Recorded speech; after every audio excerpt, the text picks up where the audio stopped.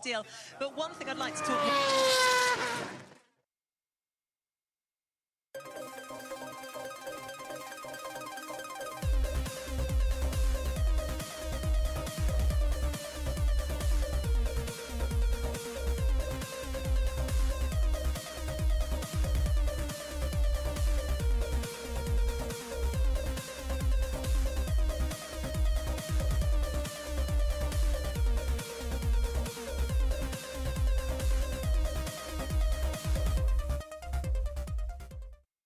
We're having to wait for it, a delay to the entire starting procedure.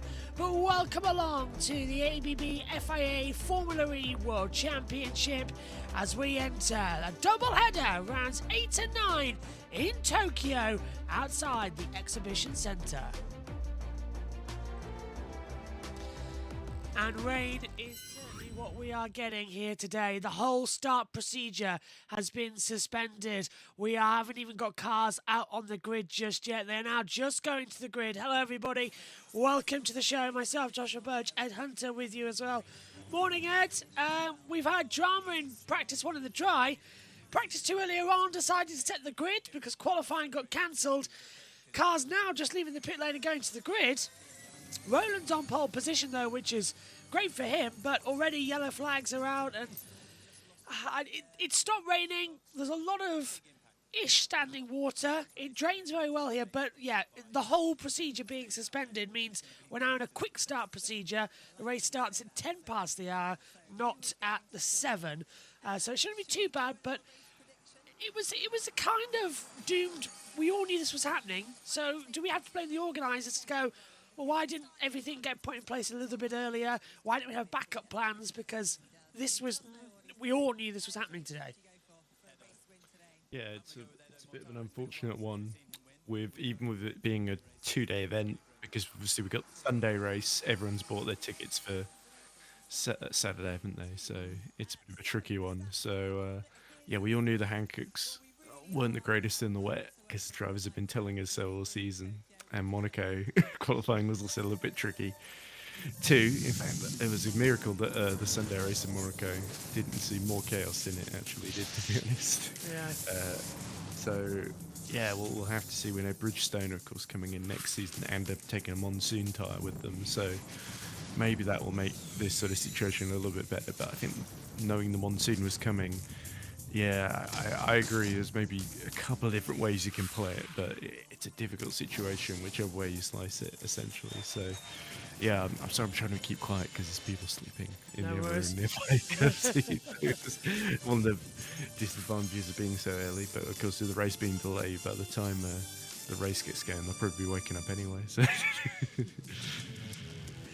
It's the ABB FIA Formula E World Championship. It is round number 8 of the season, and we get underway here in Tokyo. An entire delay to the start procedure as well, which means that a shortened down pre-race show here on JB Motorsports and Formula E Zone, but that's the way the cookie crumbles sometimes. Beautiful atmosphere though still. The Japanese fans have turned out and they've packed out this short circuit. Cars on their way to the grid right now. Ed, we're looking at the circuit. Doesn't look too bad, actually. It's dried out very quickly. A huge difference to what we saw in practice 2 and qualifying. We should maybe even get a standing start. Let's not be too optimistic. Yeah, look at the start-finish line. Yeah, that looks a little worse. Right. The drainage also on track a lot better, so that is interesting. Yeah, we'll have to see what the spray is like as well. If visibility is quite bad, that could be another risk here, especially because there's quite a lot of fast corners and not a lot of room to maneuver with the walls being quite close. So, so yeah, if you were looking earlier, for Lee's coverage, I had Dan Ticktum's FP2 lap, I think, because obviously there've been a lot of delays during the quali coverage, and Dan, I think, said a comment like, "Oh, riveting." Just where he had to explain that. And he actually did quite a lot of insight in sort of where he was basically trying to avoid the puddles, and as we see, is that Maloney just splashing through a sort of bit of standing water there on his way to the grid. So we have got a dummy grid forming up, which is certainly a positive. But yeah, a little bit of wind there. You can see the back of the Jaguar engine mechanics. Yeah. Oh, pardon you, Josh. Excuse me, it's all about. Yeah, because you coughed a lot louder than anything that I just said there, so I don't know if you completely drowned me out, but... No, sorry, I just realised the MacBook audio was on, so you could hear the laptop camera, not my camera, but I've swapped that now. Yeah, so anyway, I can hear myself feeding back a little bit, but hopefully it's not too bad. I'll sort that in a minute. Yeah, just looking at the Andretti's making it back to grid, it's a very lovely track, isn't it, Tokyo? Obviously, it's the second time we've been here in Formula E, so it's one of those sort of, in an era of decreasing street tracks, it's one of those rare sort of wins for Formula E, being in a city centre, in the middle of a sort of Dockland area, in front of, like you say, the exhibition centre, and there's Nissan, who of course have got 1-3 on the grid, haven't they? They're one of the big beneficiaries of this because they really went for it in practice too. And Roland, the man for whom everything seems to be going right so far, isn't it? Of course, first and second in Monaco, has rarely been outside the top two, hasn't he? Pretty much all season since. I think the only race that didn't go to plan was the opener in Sao Paulo, where he got that. And even then, that wasn't really his fault because it was the penalty for the four-wheel drive infringement, wasn't it? At the start, it was a power overuse or something. Which always seems to be the thing that trips up Nissan in those. No rain forecasted for approximately 2 hours. So track dry is the message we're seeing on. Well, let's hope we get 35 laps done quickly. We're on a very quick off as well here today. Quick on, quick off due to the delays, and we've also got a multitude of other series to cover here today. So while we wait for the start procedure, let's hand over to the world. Because in Formula E we don't do a formation lap, they line up a couple of rows back from where they would normally be, and as you can see, Beckman there actually right on the sort of exit of the last corner, really. Yeah, the four-wheel drive will definitely help, but it's not an ideal scenario to start the race with a sideways car. But yeah, I think the drivers will play it safe into turn one. Yeah, it's very little grip, very slippery, and of course you don't want to crash in the first corner, but at the same time it might be an opportunity to overtake some cars. Absolutely, yeah. There is going to be a lot of unpredictability going into this race, as we said, especially with the jumbled up grid order. The two Tag Heuer Porsches quite far down the order. Both Jaguars also not where they would have wanted to line up. Nick Cassidy 13th on the grid, Mitch Evans only 19th. That's his second worst starting position on the season 11 calendar. So, James Rossiter, what are you expecting for this race? Because, as we said, jumbled up order, lots of unpredictability in terms of the conditions, and seemingly, if the rain doesn't return, a drying circuit for the drivers to contend with as well. Action, attack mode being critical to the success, and Edo Mortara to win. Okay, all right, I like that, going bold with it. You can see 10 minutes to go until the race starts. So Edo Mortara, second quickest in free practice 2. He lines up on the front row of the grid. That's one place better than where he started last year here in 2024. He actually finished inside the points in the race, but was disqualified for a technical infringement. His teammate Nick de Vries, who was on the podium a fortnight ago in Monaco, lines up in fifth place on the grid, just in front of the Envision, the teammate of this man here, of Sebastian Buemi, who is 6th place on the grid. So we'll see how Buemi is going to fare. This is Robin Freitz, who lines up just on the fringes of the top 10. And he's the man that won 12 months ago here when he was driving for Maserati MSG. Now he's with DS Penske, the same Stellantis powertrain in the back of that car. Maximilian Günther, he'll be starting this one from 9th position. So, James, what are you expecting in terms of the drivers that are further down the order? Are you looking at the two Andrettis? They're right at the back of the grid. Pascal Wehrlein's not where he wanted to be. How are they going to be able to make inroads and progress in this race? It's going to be super tough for those guys, especially with all the spray that they're going to have in the first part of the race. Their best opportunity is to make their pit boost stop as early as possible, get themselves in some clear air or clear visibility, I would say, is going to be key, if that's even possible. And if not, then the only thing they can do is stay out of trouble and just wait for some attrition. We've been waiting for some news about the starting procedure and what will happen. We've just had confirmation coming up on our timing screen that the race will start under a safety car. Sensible decision there because, of course, they've not had any wet weather running in terms of the conditions like this since free practice 2 this morning. Of course, we'd all love to see a standing start, Andre, but safety's in the best interest of all the drivers. Yeah, you say that, but I never really understood why, or sometimes, yes, it is safer, but in this case, you know, starting still, there would be less spray and therefore more visibility into turn 1 rather than having the cars going at a higher speed altogether into turn 1. So, yeah, I think it would have been nice to see them standing start. Yeah, we should be hearing from the race director very shortly as well, Marek Hanichevsky, talking to all of the drivers, and hopefully we'll get an insight into exactly what is going to happen, whether it will start on the safety car and then whether we'll get race starting on the safety start car later on, or whether it will be indeed a rolling start once the safety car peels in. As soon as the safety car pulls away from the grid, that is the race started essentially. So I would imagine it will be a rolling start from there, but you never know, the race director might decide something different.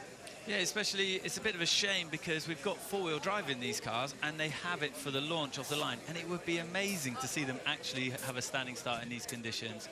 So yeah, a little bit disappointing from my side as well. As Andre was saying, it would be great to see a standing start, but I do understand it a bit from race control side, because to brake late going into turn 1, it would be rather difficult.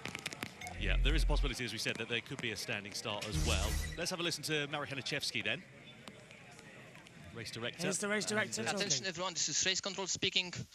As you have seen, we have switched on the safety car lines, so it means that we will do safety car start, and I assume we will do the couple of laps behind safety, and then we will decide in which direction we will go to start this race. Thank you very much, and I wish you good luck. Well, so basically what we've got there is the same as F1. The race will start behind the safety car, and then I presume the laps will start counting down because we don't have any formation laps in Formula E. So the start will begin, and then we will, in about 2 minutes, so we'll progress forward and we'll see where we go from there. But we have got attack boost as well. We've got the pit boost to come into this one, Ed, and both just in race 1, but if we can't do it today, they will shift it to the second race tomorrow. But we've currently got a green light to do so, so we've got to have that ready as well. Yeah, I guess it's preferable to the other option, which is to basically disqualify or penalise the entire grid for not using all their attack mode allocation, as sort of Miami situation once again, right? But I guess it's the same penalty for everyone if nobody gets the chance to even go into attack mode, which I can't do under safety car, I'm pretty sure. They can go in just before a safety car, and just after, but they can't go in during the safety car itself, because we had this in Gen 2, didn't we? Max Gunther lost a podium in Saudi Arabia due to it, supposedly. I wasn't watching Aris, but... He did, he lost out for it, yeah. Yeah, but anyway, it'll be interesting to see what the commentators are talking about there, about how Andre Lotter is basically saying, oh, well, why don't we just do a standing start? And the problem, of course, with that is that even though visibility at first it would be a bit better, you've sort of got, with everyone bunched together from a standing start, more chance of chaos. So a sort of single file safety car result makes more sense, I think, from a safety point of view, even though, yeah, it would have been nice to see a standing start. We're probably more likely to get one tomorrow. So I don't think it's the end of the world, but you've sort of... on a street circuit that's wet like this, you've sort of got to compromise, haven't you? Needs must. I'd rather safety than, big massive accidents at the first corner, which is that would just lead to another red flag anyway. Yeah, so, and to be fair, I'm already slightly annoyed because we had very much places to be at 8 o'clock, so the World Superbike coverage is now going to be corrupted as a result of the final session. Also, the Formula 3 gets a little bit nerve-wracking to get that sorted. So the safety car lights are on, we're counting down, the race will start in 3 minutes' time. Let's take a look at the circuit. This particular venue, located on the big site complex, and keen to see what is going to happen for this one. 2.575 kilometres. The circuit's actually been re-profiled a little bit in the first sector to open it up. Attack mode will be activated in this long left-hander of turn 4. The first sector actually quite tight and twisty, Andre, but then it really opens up. Yeah, exactly. It's a tight and twisty track in general. Well, there's not that much space here in Tokyo, so great job from the organizers to put a track together here. But they've learned from last year and made things wider in the first sector. And yeah, it seems to be better. And also, yeah, they shaved off that ramp so the cars won't get any air. And then approaching turn 16, they removed the chicane. So this is also an area which is much faster. And we've seen drivers being caught out. But yeah, it's great to see improvements on the track. And yeah, this is exactly turn 16 where Taylor Barnett crashed, and then onto the last start and finish. And yeah, lap of Tokyo. Great that we have Formula E here. Certainly is. Well, let's guide you through the grid then. Yeah, let's take a look then from back to front and how they line up. Andretti, with them not going out in practice 2, means they start at the back. Jake Dennis' title hopes really in trouble here alongside Nico Muller. Then we get David Beckman alongside Mitch Evans, 20th and 19th. It's 18th for Lucas Degrassi and Pascal Wehrlein lines up 17th on the grid. 16th for Zane Maloney alongside Jake Hughes in 15th. Stoffel Van Dorn takes 14th alongside Nick Cassidy in 13th place.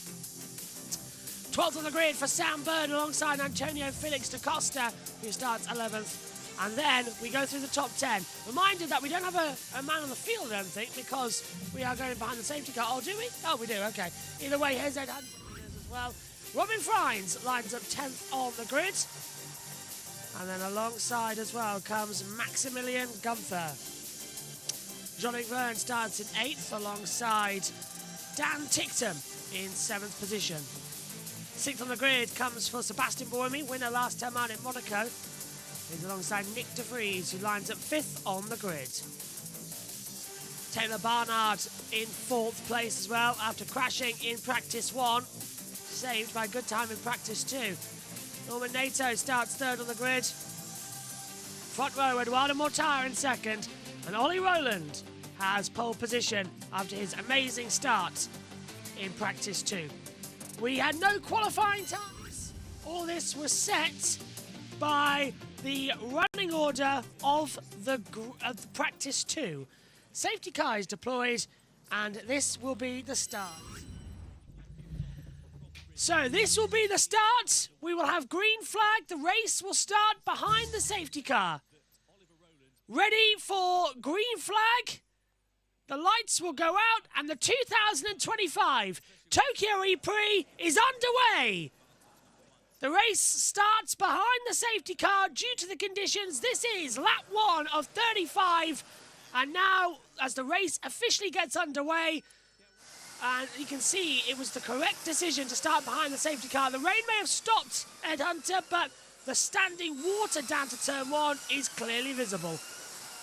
Yeah, there we go. So the water is not going to disappear that quickly. But apologies, by the way, that I had to use the F1 Lego safety car. Look good. Because, so it's green instead of blue, like the one we see on screen, but I guess close enough. And also, it's not an Aston Martin, so that's 2 things wrong with it. Hey, it works. It's true. It functions quite well, actually. But yeah, anyway, so... Yeah, this is all just going to be about holding pattern here. The safety car is almost a better car in these conditions, really, because maybe it's got potentially Michelins that are better in the wet than the Hankooks. I don't know. So, I don't think we'd go to a red flag procedure. I think we'd have a rolling start. That's to this one. So, they do have the option. Even in a red flag, they have the option for a rolling start as well, yeah. if the conditions are too wet.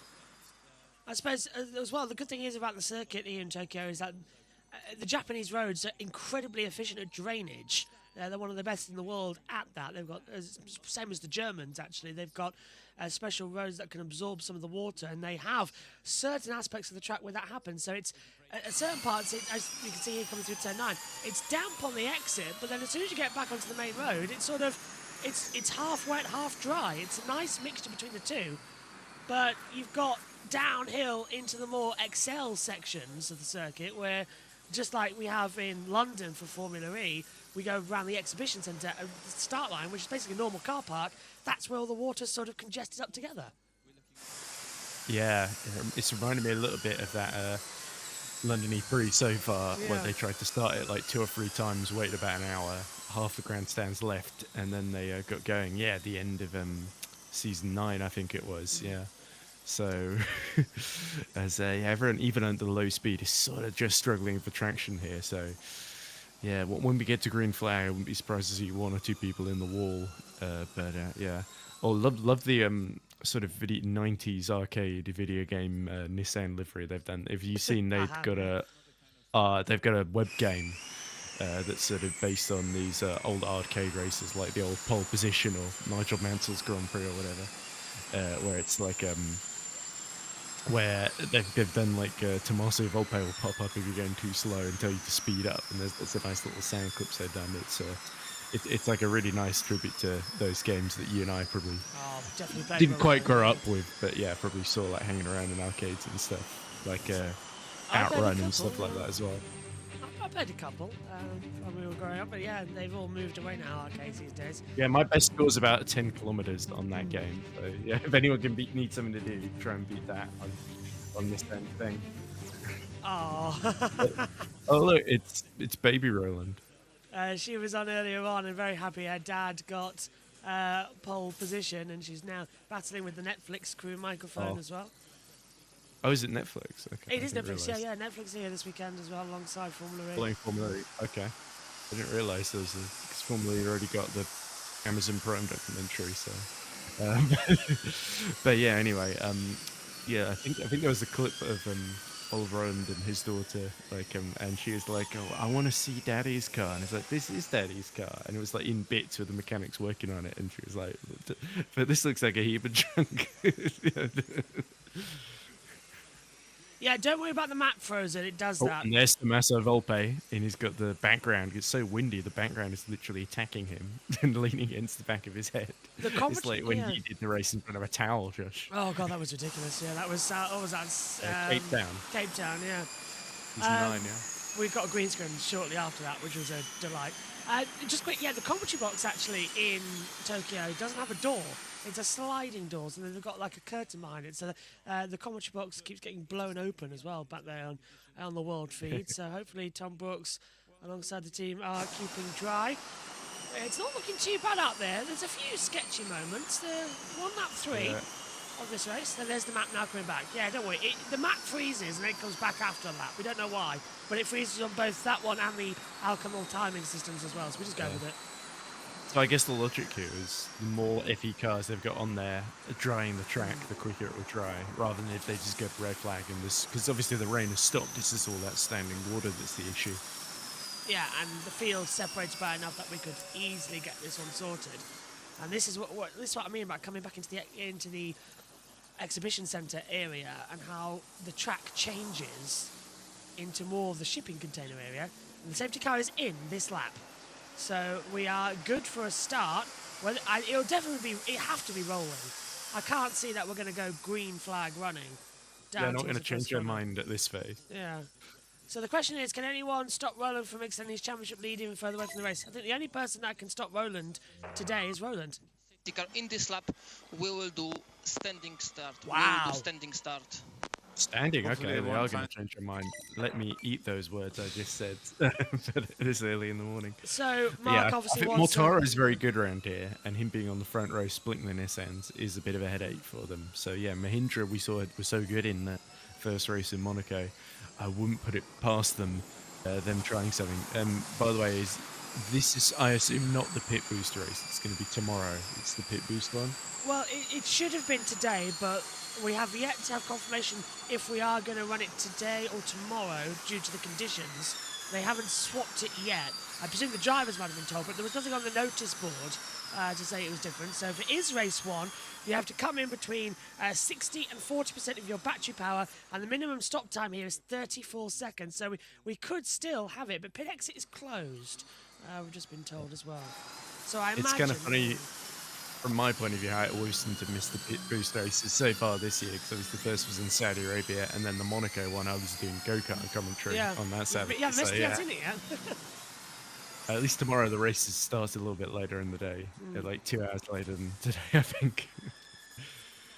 So are we going for a brilliant start or a slow start? Because the most standing water on this circuit is on the start line, which is why I'm very interested to see that the race directors decided, okay, let's line up on the grid then.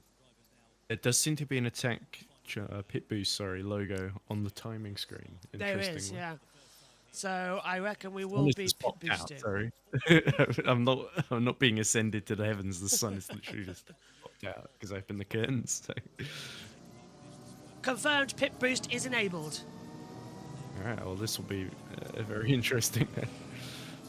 So we've lost 5 laps from the overall distance. It's now going to be a 30-lap standing start race. 5 was behind the safety car. I don't know if that would count towards added laps or not. Because we've spent 6 7 minutes behind the safety car. Either way, let's get going for some running and It see should what's do. happened. Yeah. Safety car procedure, Josh. But yeah, also not a whole lot of time to use that attack mode now. So basically what we've just seen is exactly what we saw in Miami for Formula 1, which was the safety car. The sprint race, yeah. Yeah, exactly, yeah. Now, Except everyone made it to the grid this time. and they're all still slow at the back there as well. These cars can sit idle for ages. You can see the red square with the SS flashing. That indicates a standing start The procedure. Andretti's at the back. Yeah, Dennis needs to get a good start, so maybe starting at the back's not too bad, Ed, when he goes down towards turn 1. He might avoid some of the drama. Well, or he might get a slap bang in the middle of it. But anyway, looks like we're about to get going. There we go. Ready for a start procedure. Green flag at the back. It's lap 5, and the race will be underway with 5 red lights ahead of the drivers. We have 4, we have 5, and in Tokyo, we're slipping and sliding down towards turn number 1. Everyone just get a great start with 4-wheel drive. Roland cuts across the inside line. Barnard's going around the outside. Ooh. Can he outbrake himself for 3 winds? Turn 1. Barnard's going to get through just alongside. Edo Mortara has made himself to second position. One of the Porsches of that was the Porsche nearly going into the wall. Van Dorn's going around the outside as well, back up into 12th place, but it's going to be Roland leading, Mortara second, and immediately into attack mode. That's clever, but I don't think it's been activated. It has. Buemi, DaCosta, and Evans all taking attack mode straight away because we're on lap 5 of the race. It has been activated. Ooh, And contact DeVries. the hack. DeVries has lost massive amount of places, Ed. Yeah, it was because NATO lost out to Barnard at the start, and that sort of left him a bit vulnerable to De Vries. Then De Vries ended up almost being pushed in the wall there. So yeah, Buemi, having gone for that early attack mode, has lost 3 positions, 2 positions at least, I think, here. So it'll be interesting to see if he can get through quickly in the 3.5 minutes he's got here. He's already passed Dan Tictum, and Bird has passed Gunther. DaCosta gets headed to Grassi. Evans passes Beckman. So they've gone for the 4-4 attack mode, straight down the middle. For those who took the early one, here's Roland. So Buemi activated 4 minutes is down to B8. So they're racing more. Buemi. Okay, he's back, as you say, he's only back to 6th place. Well, we saw how good Buemi was in the wet in Monaco, didn't we? Oh, he's sliding. Yeah, he was the master as well. He's back to winning races. First lap under racing speed complete then, and it was a 1:40, so not doing too badly. Look at Buemi just blasting past Norman Nato down towards turn number 1, and he'll have 4-wheel drive, remember, so he's got probably the best of conditions. Everyone else who has not got attack mode is on 2-wheel drive. Ooh. And he's sliding everywhere. He's really the master of these wet conditions. At least for the moment, yeah, as your Sandberg getting very, very close to John-Eric Werner's. In comes Mortara, Freins, and Jev all going into attack mode, and I think Gunther as well. Yeah, so they've all taken another 3 minutes, 4 minutes, so they're going splat down the strategy. DeVries only taken 2, so he's going for a 2-6 approach to this one as well. As we all fly through on board with Sebastian Buemi. Whoa! Big slide from Buemi coming out of turn 12 and almost throwing into the wall there, but he had mastery of control there. That was almost a biggie. He seems to just be enjoying himself out there. He would have been smiling, but yeah, Code Brown moment. Yeah, I think we saw a lot of drivers getting loose there. That was just very, very lucky Buemi was able to save that in time, and some good reflexes as well. But yeah, even with the 4-wheel drive, that's just more wheels to spin sometimes in these conditions, even with the grip it gives you. But yeah, he should breeze past Taylor Barnard before too long. If you're Roland, you've 90 seconds left for Buemi, you may as well wait for him to run out before going into attack mode yourself. Yeah, and don't forget we've also got this pit boost to continue with. The action has been in. You can see those flash of blue. DeVries has taken it as well as this flash up on the monitors to come over the line. Here we go with Buemi completely on the inside line. Barnard's going to have to give him room. Buemi's got the action, gives him just enough. Buemi is through into 3rd. Now attacks Mortara and Roland, but are those two going to take their attack modes? No, Roland isn't. And neither is Mortara. Buemi almost a bit vulnerable there to Barnard at the exit, but slipping and sliding. The worst of the conditions are around the XL Centre. It's fine once you get onto the motorway area. XL's in London. I mean the exhibition centre. It's Yeah, because it's the same thing. they both do the same thing in different countries. It's weird. Yeah, certainly. But yeah, if you, I think neither venue is a stranger to rain. Let's put it that way. Yeah. But, Yeah, Tuktum has also gone to attack mode and come out behind Jev, interestingly, down in 9th. And so too has Norman Nato. So yeah, it'll be interesting to see if they get the benefit later on. Some of them going for shorter attack modes first time out, others going for longer. And this is a replay with Buemi as he loses it through the exit of 12. Oh, he got that puddle on, didn't he, as well? Did you see that line? He was heading for the wall there. Oh. He was so lucky it gripped in time. And Mortara defending. But Buemi is through. Yeah, that was a bit of a fall on hope there from Ido. It'll be ironic if Sebastian Buemi beats Nissan again at their home Buemi's circuit. just ran out. Oh, so now is he gonna use that other 4 minutes and just to go after Roland, or will he now just settle in for second position as they go past? If Roland's smart here, he might go into his first attack mode. Energy reveal, they're all still at 80%. We've only been running full time for a few laps. Its visibility is so poor. Degrassi's saving a lot. Van Dorn's actually lost the most. He's down to 74. There's more drama down the first corner as well. That was, well, that's in front of one of the Chupacabras. Really yeah, Jev making a mistake. And that is Barnard going for 4 minutes of attack mode. Mortara's taken 2 minutes as well. And now Frines trying to go around the outside of Barnard. Hasn't worked out. Tries the undercut. And the switch hasn't stopped. So, unfortunately for Frines, he's now been blocked off by Barnard. Yeah, and now Barnard finds himself stuck behind Nick De Vries, who we know likes to defend pretty hard to the point of pushing people into the wall. So if Ido swerving to block Buemi was bad, then De Vries is about to redefine the track limit there. Yeah, De Vries, we saw last year this circuit was great at defending. We saw that side-by-side battle for the lead as well when he briefly had it against Roland. And this is a replay with Buemi. Bit of a train. Completely mad, that guy. That was Mortara defending, not even De Vries. There's down the inside. There you go. Look, that was De Vries defending against Barnard. He almost pushed him towards the wall as it comes through. And there's a brief yellow flag down on that section of the circuit as well. But green has come back out as they fly back up the hill. But that was aggressive defending from De Vries. He forced Barnard towards the wall. And now Mortara's pulled out. And there's the yellow flag again, as I say. Buemi's trying to go out. Is that Mortara passing Buemi? It is. Buemi's out, breaks himself into turn one. Mortara retakes second. Yeah, I think that was Buemi trying to make a move and then ended up going wide there. So, yeah, desperate to sort of do the job without attack mode. It's not so easy, though, especially with low visibility going side by side into the first corner there. But yeah, Buemi's going to have to rethink his strategy to get through. Mortara is also using the rest of his attack mode to try and pull clear here. But there's a big gap building to Roland, who's still yet to go into his first attack mode.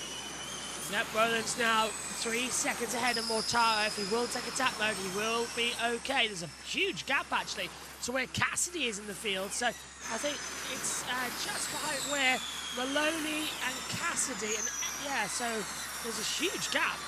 Something's gone on down there. You can see, look, 16 seconds where Evan is. Cassidy and Maloney 21 back to the leader of Roland. So huge gap there. De Vries defending again from Barnard. Yeah, De Vries, I think, trying to protect his teammate here because Mortara having gone into attack mode. So crucial that he, as you say, got back past Buemi. Whoa! Barnard dummy De Vries. Can he go around the outside of the mixed conditions? That'd be super brave for Barnard. De Vries almost sent him in the wall. Barnard sideways, and he's through. Barnard, where he crashed in practice, has just mastered the move against De Vries. Oh, spectacular from the youngster. That was super brave from Taylor Barnard. I think he expected, De Vries sort of expected him to chicken out of that one, but Taylor Barnard said, okay, let's see what happens then, and just stuck it out around the outside at the same place, as you say, that he crashed in FP1. So yeah, supreme car control from Taylor Barnard. That guy really needs a seat for next season. Let's hope whatever form that team survives in, that Taylor Barnard is given something to drive, as this is all the first lap then, and everybody just struggling through the first corner. It was Pascal Verline who tagged the back of, I believe, Maximilian Gunther into the first corner, and Pascal can't use chopsticks. No, it was, yeah, that looks like Antonio, isn't it? Because that looks like his helmet, even though it says Pascal on the halo. Right, yeah, well, that's annoying. I think they've and it was the Costa right behind Gunther. Okay, we have similar energy than most of the cars, apart from 2 cars with 4% less. Yeah, you're right. It's slightly confusing this weekend because Pascal's got a message for Antonio, and Antonio's got a message for Pascal about slightly ripping each other. Yeah. So that was Da Costa hitting the back of Gunther at the start of the race. Who's now down in 10th and 11th place, respectively, for the pair of them as well. Barnard's chasing up to Freeze. He's just run out of attack mode. Maloney's got 1 minute 40 left on that. And Stoffel Van Dorn has come into the pit lane for the attack boost. It's on the left-hand side of your screen. And Barnard 40-second gap, 7. Stop talking to me in the corners. At least the track is corners though, Ollie. Yeah, this Where's he supposed to talk to you? Maybe on the run out of turn 9 to turn 10, 11, but that's where he is now. But it's such a tricky circuit here, especially in the mixed conditions. Pit boost enabled then for Stoffel Van Dorn. You can see he's come in, and the timing tower that you are watching, he's down at the bottom. It's turned to green. That indicates he's done his mode. His 2 parts are charged now. So he's already hit 60% of usable energy then.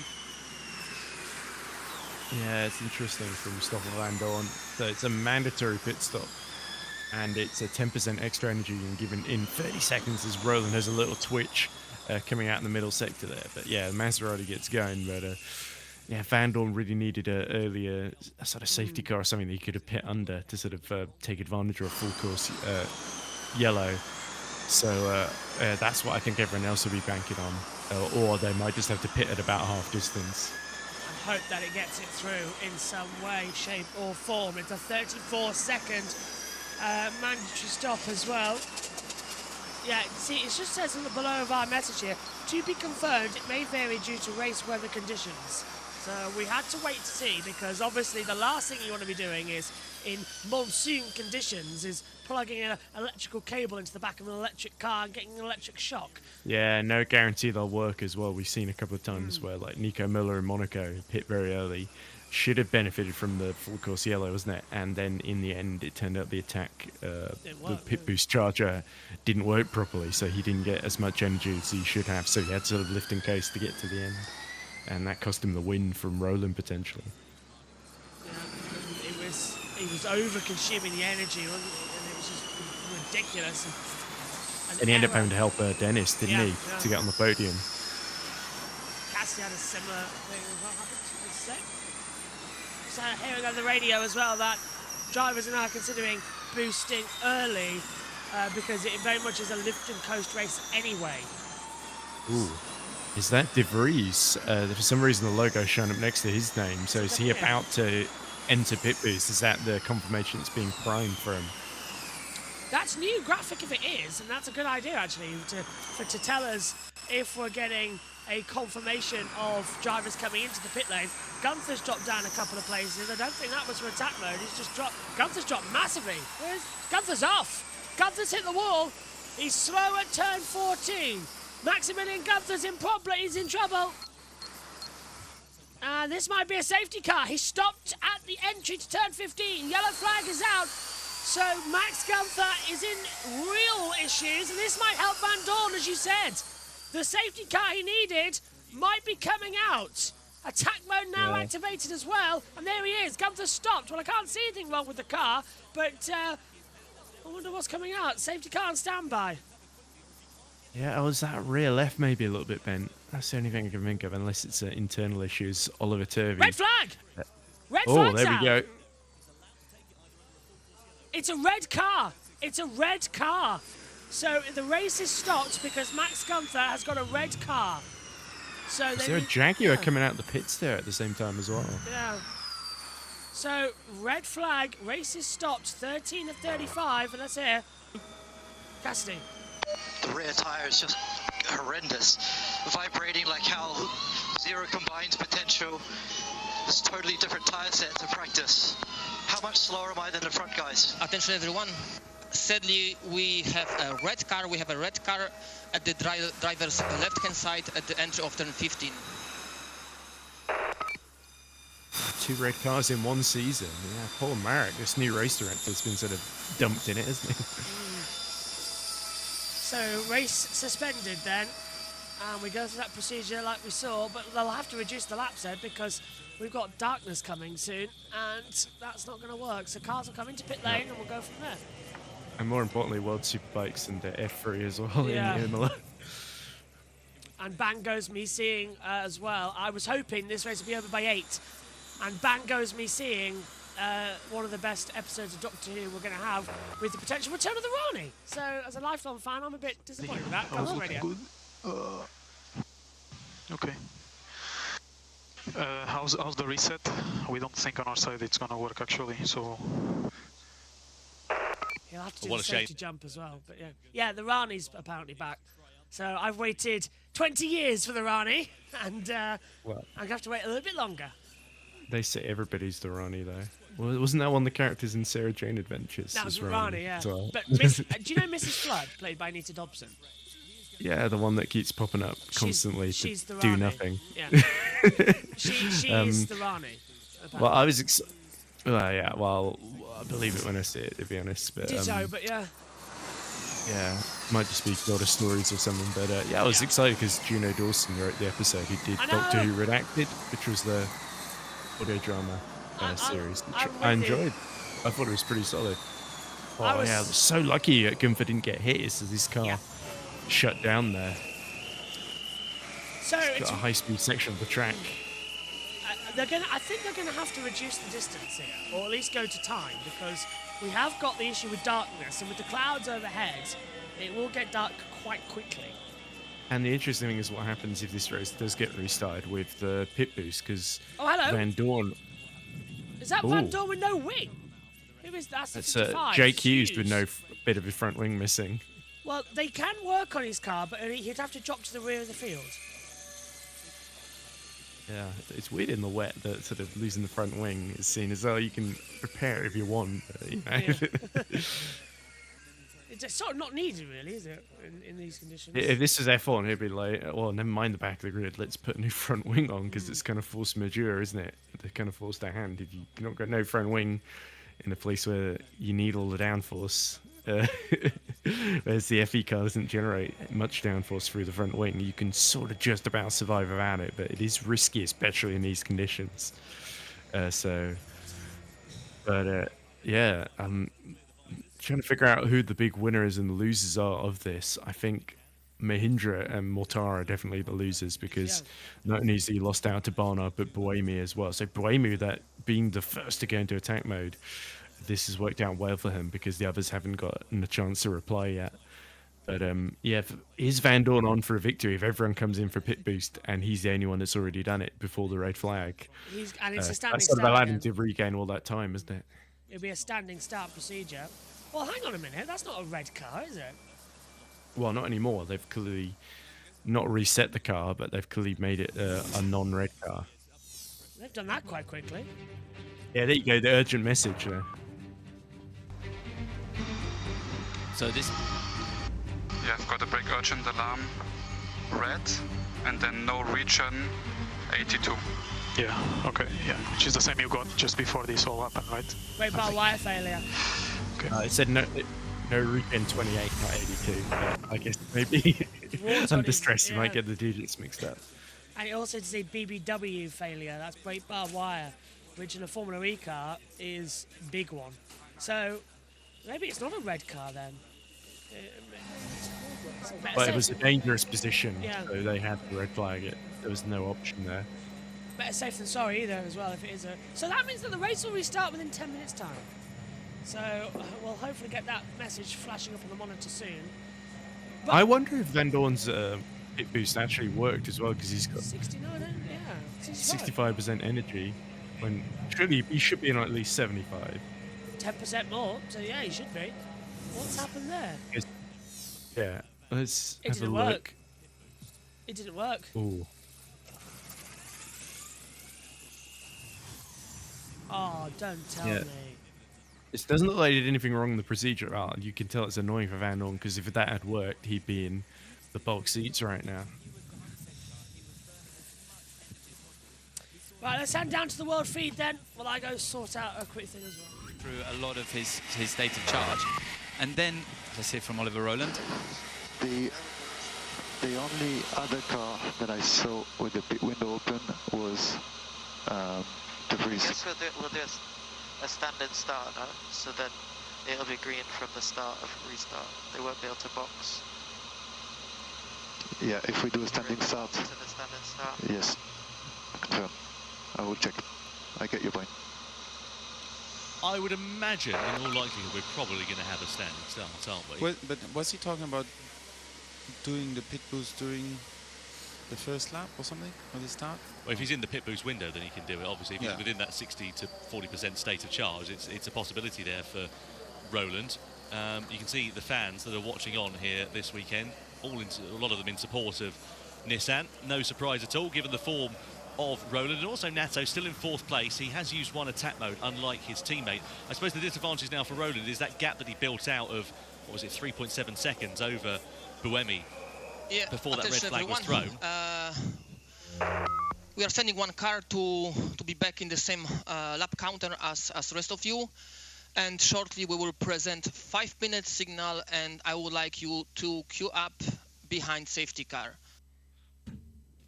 All right, so Sounds a little bit panicked his there, lap does back. Marek Kanichevsky needs a bit of rescue remedy or something, just to nice cup of hot sweet tea or something. It's a race for him as well to get things right. Yeah, no doubt about it. So just having a look at the energy here, who do you think the big winners and losers are at this stage here, James?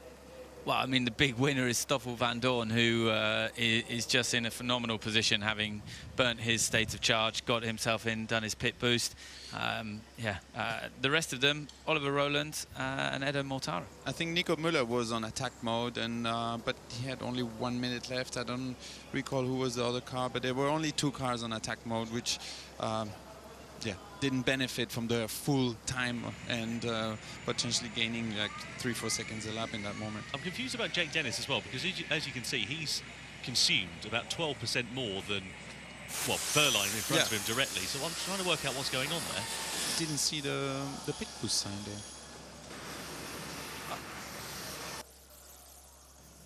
Yeah, I'm a little confused how Mahindra have lost out here, Josh. But yeah, Van Dorn has been given his lap back, and it turns out, from what the commentators are saying, it does sound like the pit boost did work correctly. So yeah, the remaining energy rating might not necessarily be 100% accurate. The other thing about Van Dorn being given his lap back here is he's probably going to be regenning energy cheekily on this even more during this sort of effectively out lap to get back on to lap 14 essentially. So yeah, but everyone ahead of him will have to pit, and whereas Van Dorn can just keep going to the end. So it'll be interesting to see if Maserati can sort of, through a bit of good luck, but also some opportunism, whether Van Dorn can luck into this one or if Roland can hang on here. Wouldn't it be spectacular if he actually got the race win? That would be something different. It would simply good news for Van Dorn and for Maserati, who obviously Roland here. thinking about leading before. Most sock deficit are Frank and Dennis. They were... That must be Stoffel as well, no? If he was able to pit. Yeah, well, on this vehicle he has more because he's completed the stop, obviously.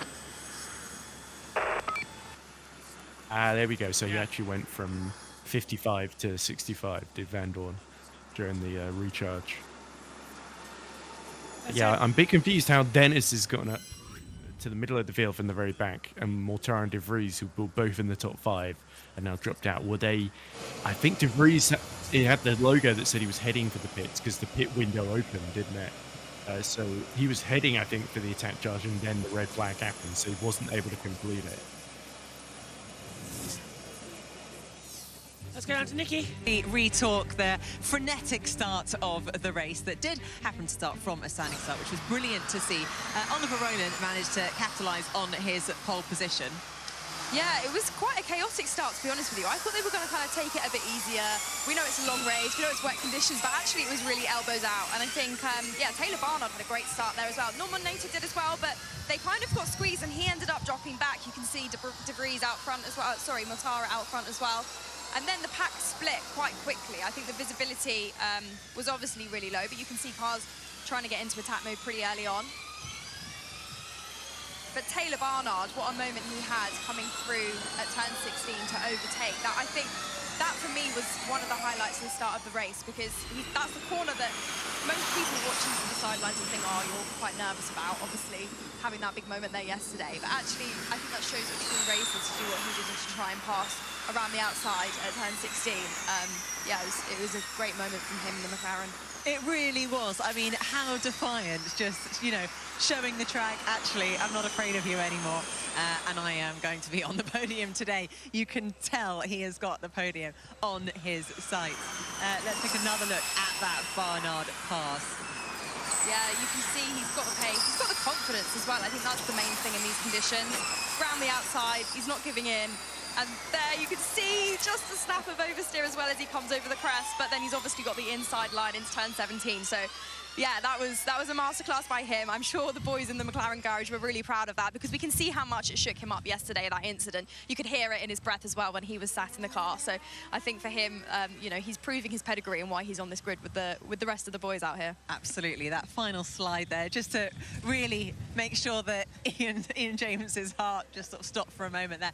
But racing resumed, but not for very long. Let's talk about what happened to Max Günther's car.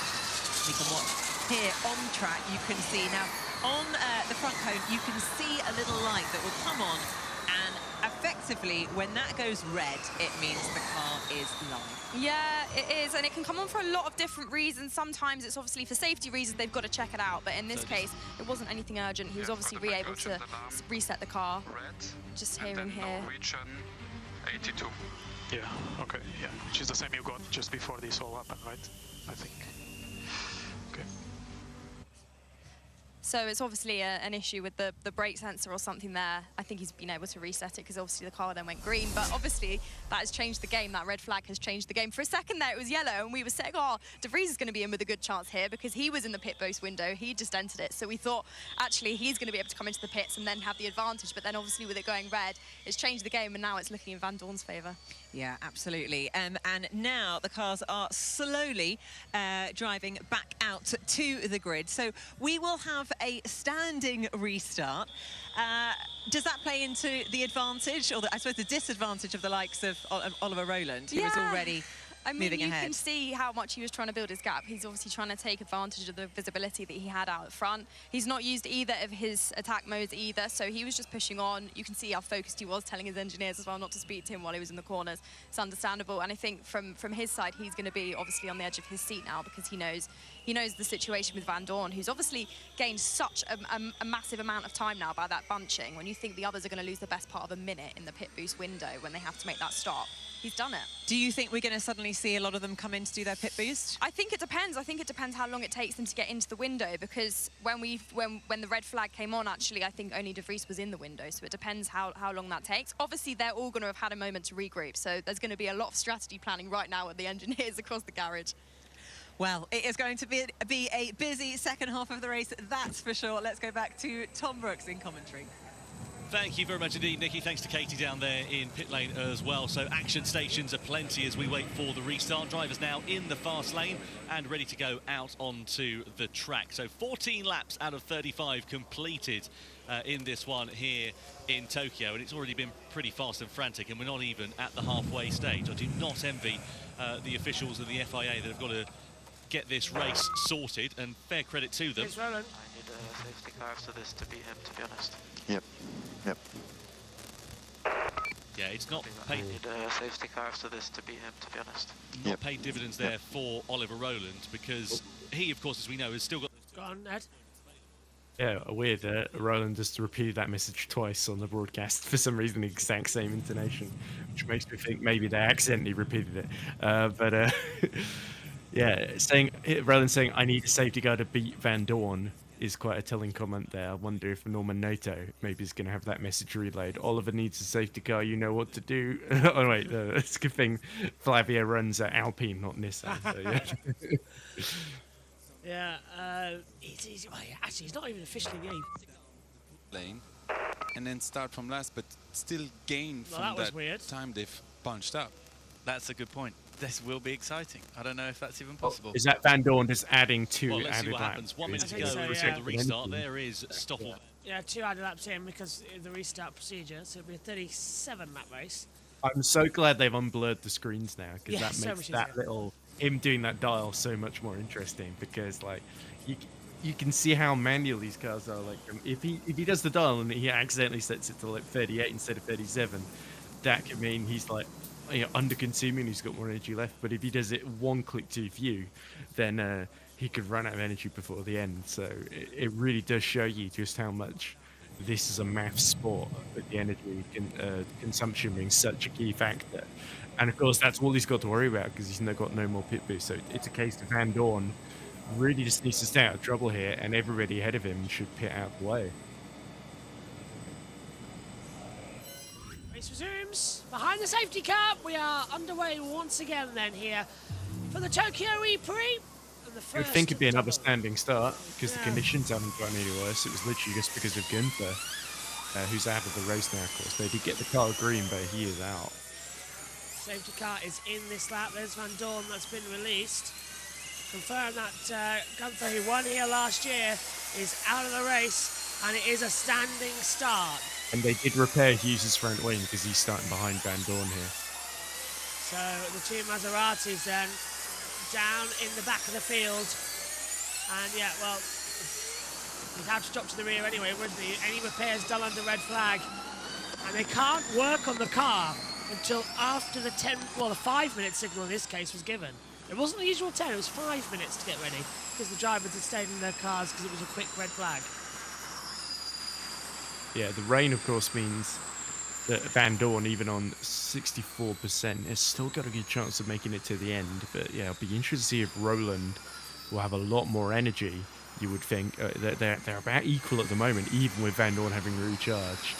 But yeah, it'll be fascinating to see because Roland will have like definitely at least 10% more, or maybe 9% at the moment, the way things are working out, than Van Dorn, which could make a big difference in the closing stages if he's still like first up the road of those to sort of catch up to him. But yeah, it could go either way, but you've got to say at the moment, if you put your money on anyone, as long as Van Dorn keeps on the island, he should be good here. See, Formula E adamant to continue watching down there. The only problem for him could be how long does like Dennis and Verline, those at the back, stay out, because that could hold him up a bit and potentially open the pit window for those up ahead.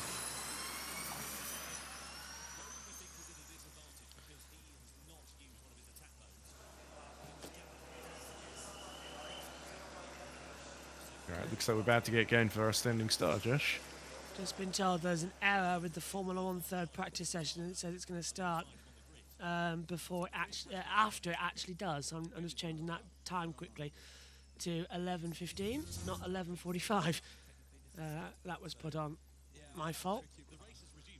So there we go. We don't want anybody thinking that Formula 1 is going to start at 12 on the running order. So here we go again. 20 laps to go. Well, the good thing is that very kindly the family are going to start watching it 10 minutes later. Oh, that's good of them. So I'm not. That's just because then I won't miss the reveal at the end or partway through. So that's very kind of them to come through. Because yeah, it is on iPlayer in like 5 minutes, isn't it? Yeah. Oh yeah, that's what you're talking about. Okay. Yeah. So the pit leader is Van Dorn. Gone. Real life broadcast is like in between actual Eurovision and FA Cup, isn't it? Yeah. Which, if FA Cup overruns, it might even be shown as, oh, is that Dennis immediately going for pit boost? Well, is that yeah, that's allowed. That's P2, he wasn't the grid, and I suppose... He was part of the race that lap, yeah. Yeah, he can count. Green flag at the back then. Let's get this race restarted here in Tokyo. Down to turn 1 for the second time today. We have 3... Well, where's the lights? We were on 3. Where are they? 1, 2, 3, 4... And for the second time today, it's go again.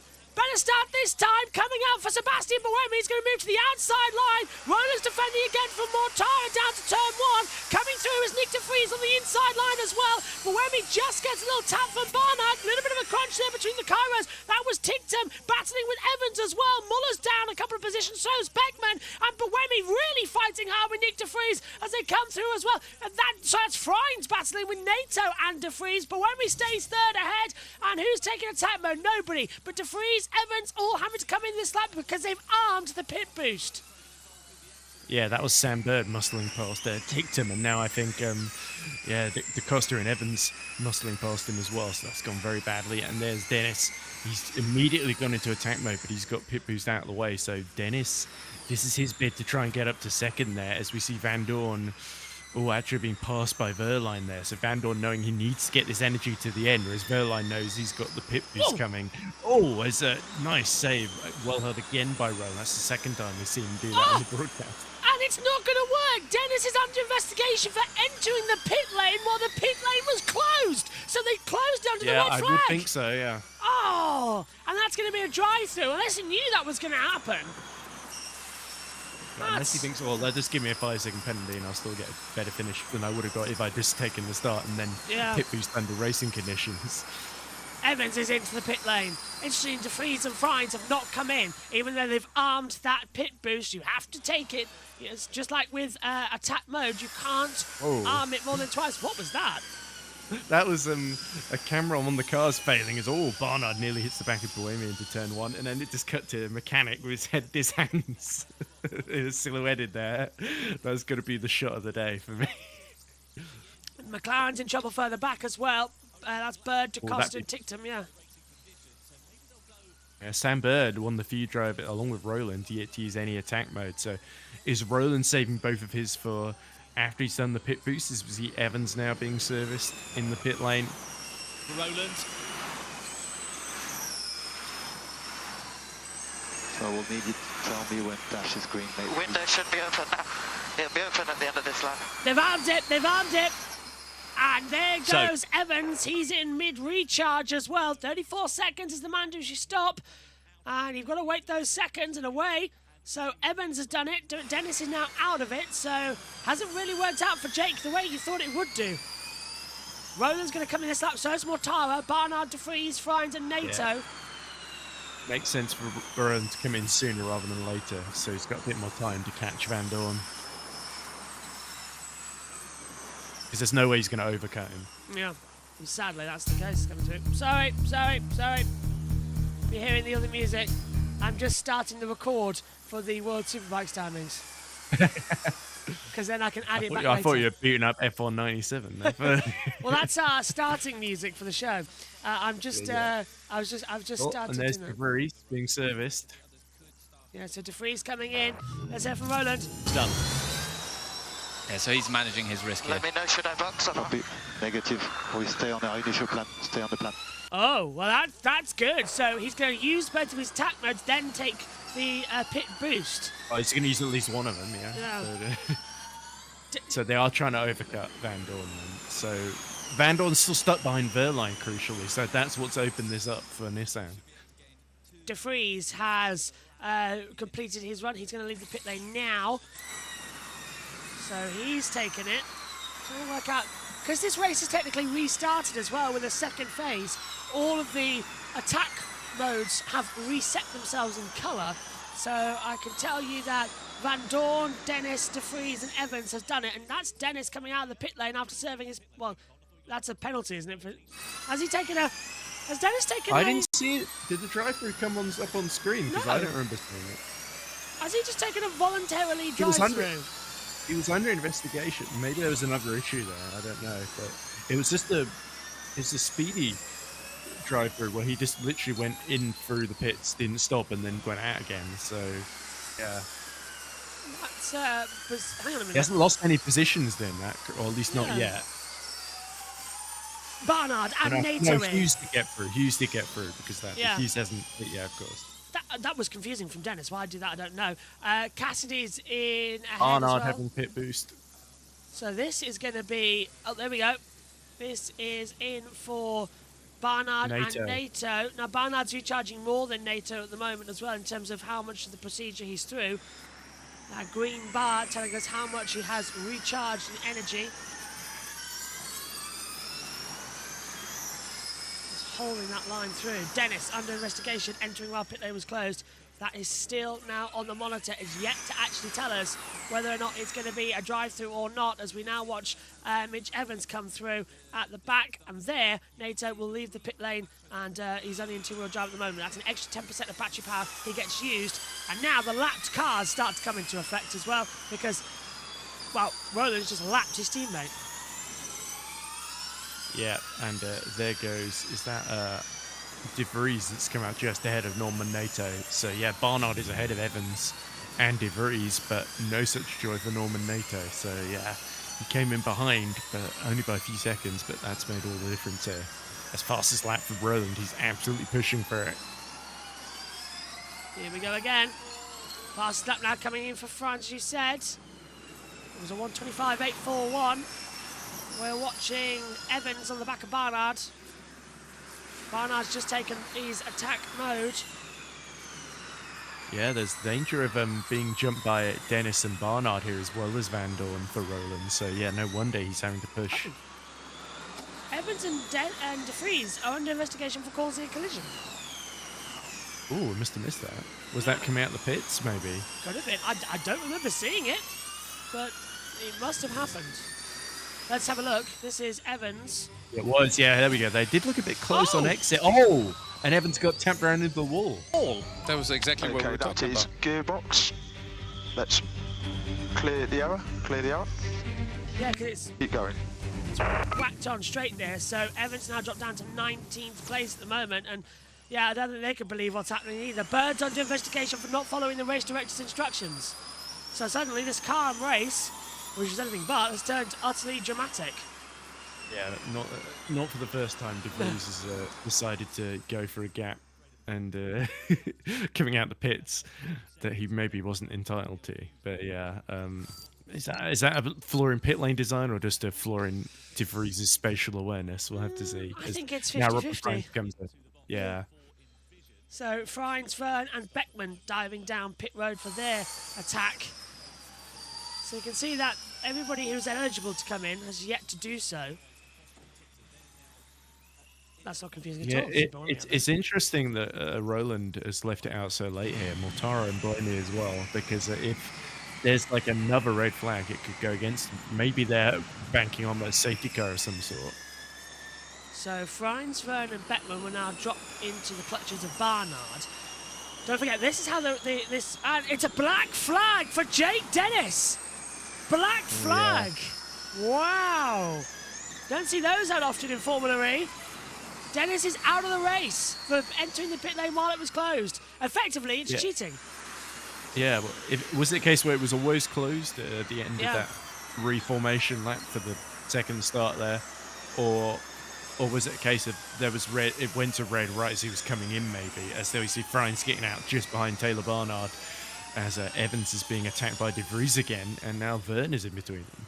Well, for Dennis, it's a day to forget, but at least he's... And it's involving Bird and Ticton noted as well, wherever that's come through. At least he gets to come back tomorrow and have another go. But for Dennis, that must be championship in utter tatters for an attack again. Roland has control of this as things stand. Lap 21 of 35. Will had a couple of added laps, a maximum of 2 would come on, as we saw earlier on. Jeff flicking the dash to adjust to those 2. Barnard is effective race leader. Is he? Because Roland hasn't hit yet. No, it would be Van Dorn. Van Dorn is under consuming apparently, and Degrassi is in the pit lane now. Yeah. So Van Dorn and Hugh? No, it's Van Dorn. Yeah. Then Barnard second. Third for Frines. But I'm not sure Van Dorn can make it to the end. I'm not entirely sure about that car. Well, he's going to try. And yeah, from just a word on Dennis, it sort of made sense, didn't it, to it? Because they were sort of damned if they did, damned if they didn't, because he was at the back anyway. Yeah. So it was worth rolling the... If the pit lane had been open, it would have been worth rolling the dice. But the rules clearly state you can't do that. And Andretti, I think, clearly didn't read up on them and sort of clearly didn't look to see if the pit lane was open or not. If there's a red light, don't go in, Drew. Do you see with the white gloves how wet the fingers were? It's drivers battling the frostbite as well, with the freezing cold fingers. At that point, you can barely feel the regen paddles and the steering. So muddy as well. Yeah, look at that. That white suit has been effectively destroyed. And okay, so this was it. You wanted to see Ed if the pit lane was closed. This is when he dives in. He's jumped the queue into the pit lane line. Yeah, he speeds in. It's a red light, yeah. No, that's the start light gantry. There's no actual red light in the pit lane. So it's just a procedure that Andretti not memorised. Look, end of the pit lane's red. End of the pit lane's red, not the beginning. He would have had to wait. No, he does the boost. Are you not allowed to do the boost? Yeah, he's done the boost.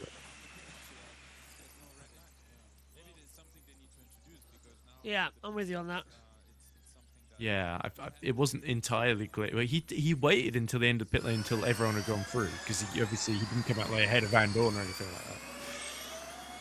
So obviously they had to make the pit lane go green at some point, but it was red on entry, so it wasn't clear. Evans is I down. can see why Entry went for that. Yeah, Evans unsurprising. Evans out. He's turning in 15th at the moment. I'm seeing Evans stop to pit entry. Oh, okay. Well, that's not good for anybody. Evans Gearbox is in the sounds pit like lane. he's given up post then after being knocked in the wall. So there's no. I think Evans is crawling down pit lane. The timing tower is showing he's in there, so he might just make it. Says DeGrassi's apparently come in. We saw that happen. DaCosta's in.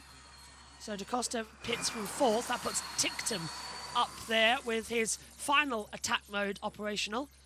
I'm surprised they're leaving it so late for the boost, because they've only got until 40% of energy, and that doesn't, that could be a lot of penalties for a lot of people. Yeah, you also don't really want to risk running out of energy before you do the pit boost as well. Yeah. Also, you've got to run attack mode, otherwise you get a black flag as well. Which is what Roland or if you don't use all of it, you get a penalty. Yeah, so you don't want to leave that too late as well, as we see DaCosta coming in. And it looks like Evans made it to the garage, so he wasn't stopped at the pit and exit.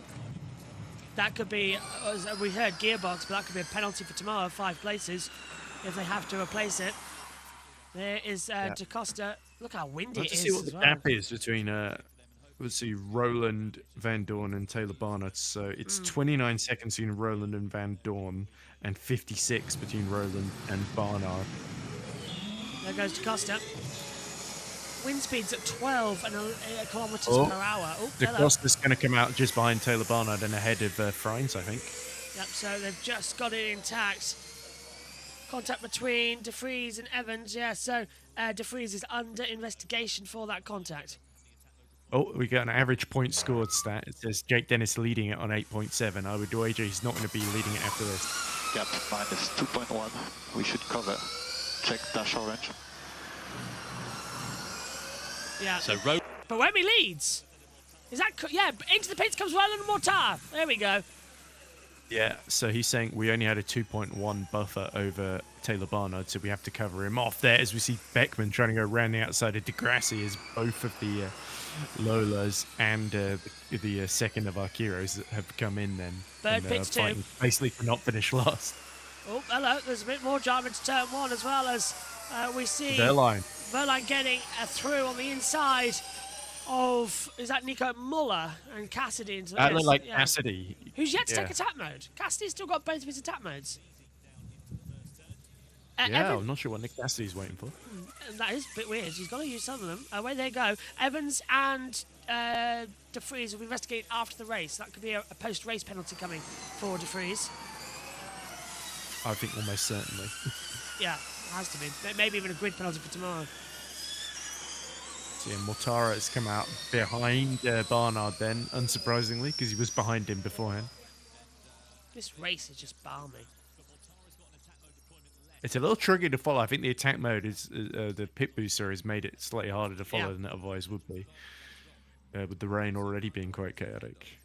But it has opened it up for Van Dorn still. I think Van Dorn has still got a chance here in 6th with the gap that he's got to Barnard, and we'll see Roland as well. But yeah, Oliver Roland, I think, has just got to rely on Van Dorn running out near the end. So into the pits comes Boemi. Dan Tictum leads. Stops. Remember, be careful stopping on the marks here. Yeah, because even a fraction too late, it's a question, can the lead then make it? Roland did come out ahead of Barnard by just under 2 seconds, so it was called exactly right by Nissan there. De Vries has hit Vern, turn 6, been noted by the stewards. So De Vries is punching everybody today, it seems. Well, he's just gone into attack mode, so yeah, obviously desperate to get past John-Eric Verne.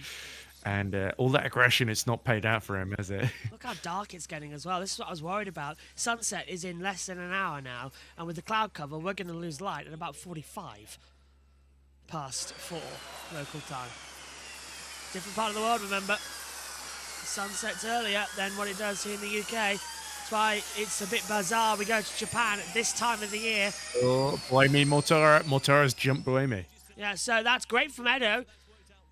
because he was low down early on in the race, but Mortara back up into P2, effectively on the road. Where is Van Dorn? P5. Van Dorn might just win this race, but he's going to save energy. But crucially, Roland back out in effective second position here, but Hughes going to play rear gunner. Into the pit lane comes Dan Ticktum then from the lead of the race. Muller's going to come in too. Verline will lead from Cassidy. But they've yet to stop as well. Yeah, not sure why you'd wanted to stay out any longer than this with 10 laps to go, unless it's to just hope that there's a safety car or full course yellow that you can pit under.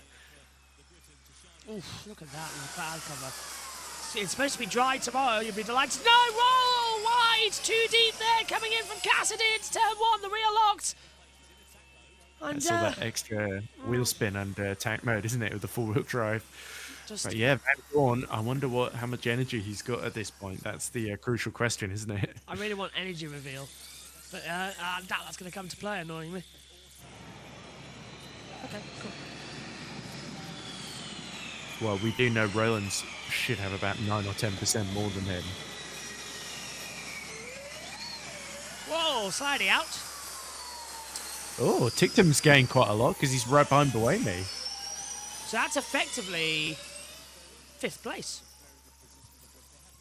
We'll have to see. And of course, Ticktum's used all of his attack mode, whereas Buemi's still got 4, and Mortara's got 6 minutes remaining as well.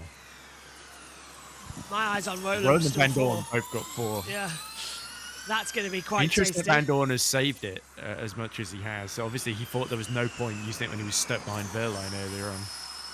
Yeah, and these two are now both going to have to come into the pit lane here of Cassidy and Van Dorn. Oh, Cassidy actually goes through. So, yeah, Verline pits. Van Dorn will take second. So Cassidy will be the last one to do his pit boost. He's praying for a late safety car. I mean, it's really his only chance. Cassidy's basically saying our season is a disaster. He was moaning about the tyres earlier being worse than in practice. So, yeah, he just seemed to be in a bad mood, didn't he, Cassidy? Bird, 5-second time penalty for not following race director's instructions. Well, he's down in 14th anyway. He's outside the points paying positions, but that's the final nail in the coffin for his day as his teammate, Barnard, running really well. Here we go over the line. I'm trying to wonder what instruction that would have been. It's such a vague thing. The race director says you need to wish him happy birthday, and he forgot. So. That would be hilarious, but then again, surely that would come under the new. Actually, it could do anything anything that's detrimental to the stewards. If you're rude to them, they can fine you now, or any FIA official member. What's happened to Norman Nato? Because he's dropped behind Sam Bird down in 15th. Massively off the pace, isn't he? Yeah, he was in the top 6. Mortara 2 cars behind, has 6 minutes yet to take over tank. Gap to him 5. We'll monitor him. Bird. All I've got is from 9:40, which is Jake Hughes's restart of the session from the back of the grid. Did not respect apart from the regulations. That's all I've got. That's come through on the FIA documents. Nothing yet to explain why Bird got this penalty. This is Van Dorn out here now. This is down to turn 1. Now he's leading the race as Cassidy's coming to the pit lane. And does he aquaplane? He does. And outbrakes himself in. A little bit. Oh, and he spun it! Whoa! He lost it too! Oh, and he hit the wall! He hit the wall just like Evans! Yeah, but this time it was all on his own. So, yeah, Van Dorn, in tricky conditions, there a lot of pressure leading the race. Has lost a load of time there because he's only about 19 seconds now ahead of Roland. It was 25-30 seconds before that. So Cassidy's in for his pit boost. That means everybody has now done that in this very wet race here in Tokyo. Sun is actually starting to peek through some of the clouds as it begins to set here in Tokyo. It's 4:16 over there, and where's he going to rejoin? It's ahead of one of the Porsches, just about. It's ahead of Pascal Verline, so it's into 12th place now for Cassidy. Yeah, just want to point out, by the way, Ticktum, he went into attack mode used both of them up before he did his stop. He's got the fastest lap of the race, 1:23.7. Van Dorn's fastest lap, 1:26.1, and Roland's fastest lap, 1:25.7. So that really shows you the extended period in attack mode. If you take risks, it can pay off, because yeah, I've ticked him like 3 seconds a lap faster than Van Dorn in places. And he's going to have knowledge of the circuit, which is going to be beneficial to him as well in terms of where you can actually push at more, even when you're in two-wheel drive, compared to the fours. Van Dorn leading. Does he get through turn 2 this time? Yes, he does, by 19 seconds. But Roland still has another attack mode left, and he can close him down. It's that 29 of 35. So too does Van Dorn. Yeah. And he's going into it now. Good Because he spot. knows they haven't got much time left if he doesn't do it now. 4 minutes. 6 laps to go, 4 minutes. That's a sensible call. Yeah. Yeah, there you go. 29% for Van Dorn and Roland. So he's actually saved a lot. So, Nick, there is a chance that there will be no more rain. It looks fairly likely there'll be no more rain for the rest of the race. Well, that must be a really odd message, because we knew that before the race restarted from the red flag. So well, that was a very odd message. That only makes sense if De Vries specifically asked about that for some reason. Like, can you please tell me if it's going to rain again? Thank you very much. Yeah, it might be helpful if he needs to know how much energy he needs to save, because if it rains more, then he can sort of risk at this point before it chucks it down. But yeah. But you've got to say, even despite that spin, Van Dorn, maybe because Van Dorn was stationary for a little bit there, he saved some energy. I don't know. The good news is that I apologise if anybody was expecting the World Superbikes Practice 3 coverage, but the live timings have been recorded. We'll sync them up with the World Feed commentary, and we'll get them out to you later on today. Let's hear from Roland. We are ISO SOP to Van Dorn, 2% less than Barnard, Mortara, Buemi behind. Take the drive. Another one, Bird and Verline noted for turn 6 incident. Has been noted by the stewards now. Now, we should be getting soon the added laps. We assume it'll be 37 to the 35 distance we've got, but that is still to be confirmed. Yeah, just trying to see what the last lap times were of all the drivers to see if Roland is gaining. I'll just keep looking at the gap then. It's 18.9 seconds. So yeah, Van Dorn in attack mode, unsurprisingly starting to gain a little bit of time here, but Mortara now, crucially, in his 6 minutes of attack mode, could be a big threat to Barnard in the fight for third here. So McLaren on the day, just the same, it's the day after their HQ at the sort of airbase in Bicester burned down very sadly in a fire that, well, the base didn't burn down, but the McLaren said it called us a fine, but a couple of firefighters lost their lives, and so did a member of the public. So obviously it was a bit of a tragedy there. The McLaren, of course, have had their remote team sort of had to regroup and sort of shut down and operate remotely, essentially. So yeah, you see there's Mortara. He's going to pull away from Buemi, but there's still a significant gap to Barnard here. So yeah, Mortara's got to absolutely push here to try and... yeah, only 4 laps left to go, so Roland is leaving it quite late to go into his last attack mode. Barnard, of course, hasn't got any. Yeah. So he's a little bit vulnerable here. And it'll be a brilliant way to, as McLaren, who are carrying tributes to those who tragically passed away just 2 days ago. And it'll be a nice fitting tribute if they can get a podium here in a crazy Tokyo race. And the one... Oh, Roland in it. He's gone out of attack mode, Roland. And that's about Barnard through to second. But that Roland should easily get through, easily jump back ahead. You would think so, but strange things have happened. Let's see. Barnard, we see... Oh, he's pulling across immediately. Why? You don't want to risk it, do you? Oh, he's cutting back, though. Especially... Well, he knows where the Nissan powertrain in that McLaren comes from, doesn't it? The factory Nissan team. So. Now, this is Roland's chance to seriously close up on Van Dorn, who's about to run out of his own attack mode. But I wonder that we'll get a couple of added laps, won't we? But I wonder if this might be too little, too late for Oliver Roland. Yeah, it's coming out of nowhere, isn't it, really, this one? I suppose that's what we like to see.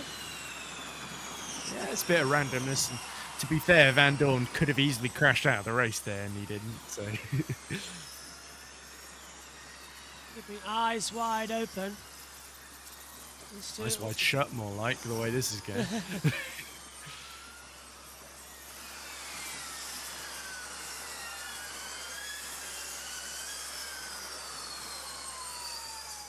Ooh, we got a comment from Lu Duong Hai. He says, he going to win today. I assume that means Van Dorn. And we have Iceman, who's just said, oh. Laps to go at the line. 7 at the line.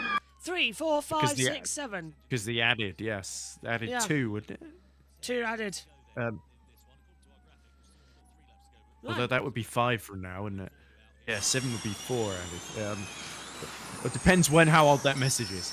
Anyway, Iceman asks, who are McLaren paying tribute to? And that would be the 2 firefighters and a member of the public that lost their lives in a fire at Vista, the same site that McLaren's Formula E team is based at, essentially. Whoa! Mortara, the rear snaps out, and actually Bohemian might be able to take advantage because he's gone into his 2 minutes of attack mode as well. So it's a fair fight between these two at the moment. And we're seeing the added laps 3. Wow, 3 going through. I don't think he has attack. Yeah, exactly. Yeah. Is that when we're thinking that Mortara didn't have attack mode? He did. Is Mortara not actually? Well, he's flashing up. He was quite slow down the straight compared to Boemi, and that's Boemi up to P4. So that's a bit of a surprise to come through. Lap 33 of 38 then. As look how dark it is at turn 1. Effectively, we're racing into the night here. I'm surprised that the visibility is as good as it is. Reminder, we're on a very quick off here. Ooh, as across well. the past DeVries. Yeah, that's going to be coming through, isn't it? Yeah, I actually think Tictum has done a very, very good job to get the overgate because he was like P9 during the red flag, wasn't he?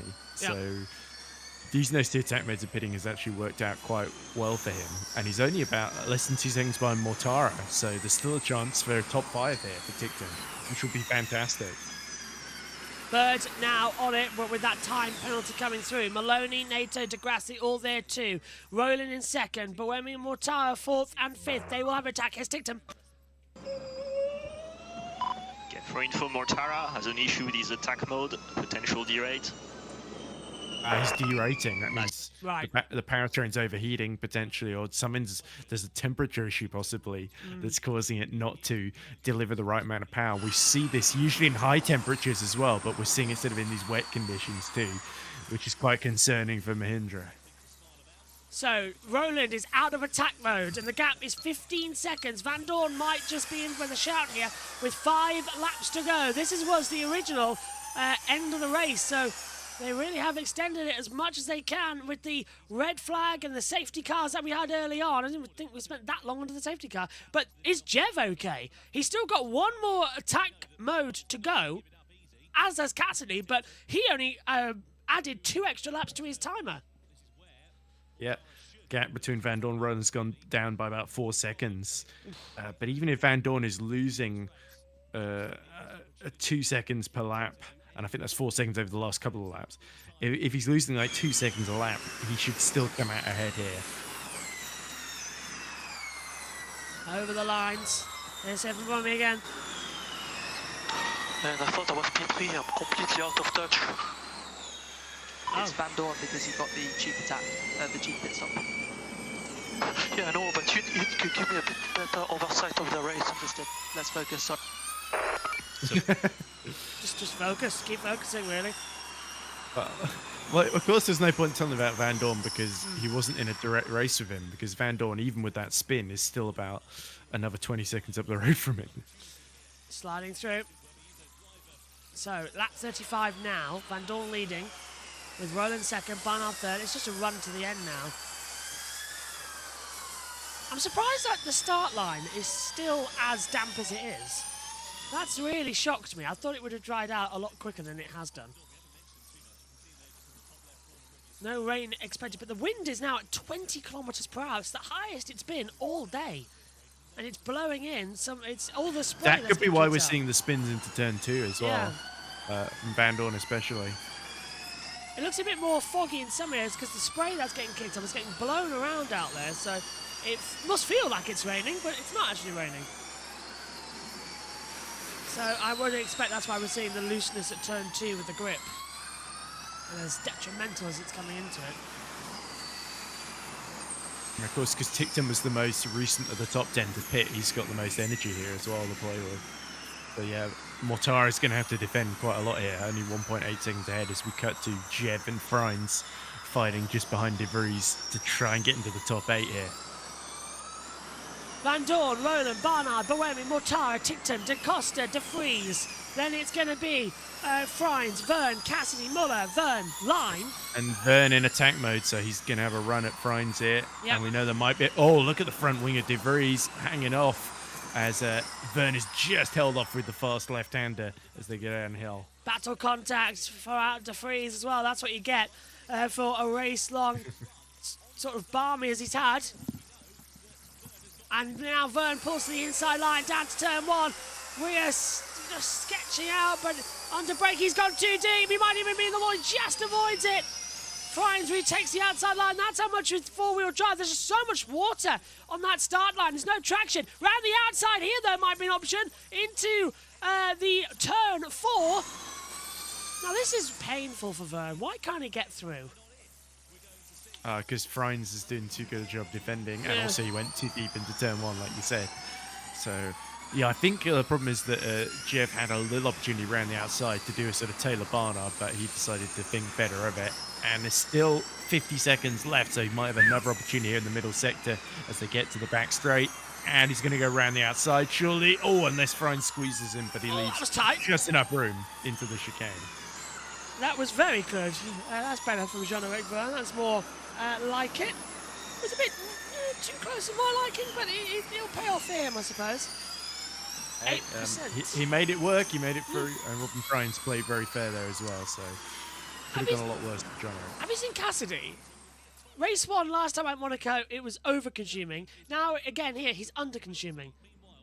What is going on with that Jaguar team this year? It's like they've completely forgotten how to run a team. It's a shame because they had such a good end race in Monaco as well. And Boemi has had a very good race in Jaguar Power Team. Keep dropping the pace, put a bit more buffer. Hughes will not overtake, he will stay behind. We still have 12-second gap to Roland. Well, it's 12 seconds, but yeah, Hughes is going to stay behind. Okay, yeah, Hughes is basically a lap down on him. So if anything, that's actually helping him here. So Maserati, knowing Jake Hughes had to go to the back to replace the front wing, have decided to use him strategically here. Just to make sure Roland can't attack. And Roland's got his own problems because Taylor Barnard and Boemi are all over the back of him because Roland is quite low on energy. They're flying in together as they come through. Barnard might just have a little sniff here for second position, but Boemi would want the pair of them. He's got nothing to lose, Sebastian Boemi, after victory in Monaco last time out. As down the back we go. This is Roland still ahead. 2% though. 3%. That's a big worry, actually. I don't think Roland can make it to the end. I think he should be able to as we go into the final lap now. And Van Dorn, probably the sort of sloppiest drive to win in Formula E, maybe the luckiest win in FE. And there have been some lucky wins. But Van Dorn, who's yet to win in the Gen 3 era, it's been a long time coming, hasn't it? So it's a feel-good win, but maybe not necessarily deserved one. I think Roland, who this is really one of the few bits of bad luck that Roland's had all season. For Stoffel Van Dorn, it'll be his 4th career win. For Maserati, it'll be number 11 on the board. They've had to wait a while for it, but as you said, it will be time coming back for Stoffel Van Dorn, a world champion in this series. We will get the win, and Roland's really having to go defensive with only 1% of energy left. Barnard has more to play with as they come out on turn 9. Barnard sideways, a bit more flat out, but Webby might just have the pair of them here. Roland's fluctuating between 1 and 0.8 as he comes out the last few corners. Stoffel Van Dorn will come out, though, of the last corner for the first time in Generation 3. He will be victorious. A former champion is back to winning ways. Stoffel Van Dorn, that's the wrong one, team. Yep. Here he is. Let the cheers ring out. Stoffel Van Dorn is a winner again in a crazy Tokyo tumble. Van Dorn wins. Who's going to be second? Roland with 0.5. Barnard's in there too. Roland second. Barnard third. And Boemi is 4th. And Dan Tictum finishes in an amazing 5th place. Oh, he must have passed Mortara then on that last lap. Dawn takes the win. Yes! You just did it, mate! You won it! We won this one! Amazing! Amazing! Well, Stoffel Van Dorn. So it's Van Dorn, Roland, Barnard, Buemi, Tictum, Mortara, Da Costa, De Vries, Vern, Freins, Cassidy, Muller, Verline, Bird, Nato, Maloney, DeGrassi, Beckman, Hughes. Out of the race was Evans, Gunther and Dennis. And because we've run long, we have to go off here immediately. Ed, your final thoughts on the race? Oh, fastest lap for Cassidy, so I guess he's just outside the top 10, so he doesn't get an extra point. But yeah, Maserati winner, 2 Tokyo E3 in a row. Like I said, fortuitous for Van Dorn, but he so easily could have crashed out the race completely, so his relief is quite palpable. You can't feel bad for Stoffel because he's had such a difficult time in Gen 3, so, you know, good to see him finally take that first win since Season 8 when he won the championship. But yeah, for Roland, he holds on to second, keeps that championship momentum going.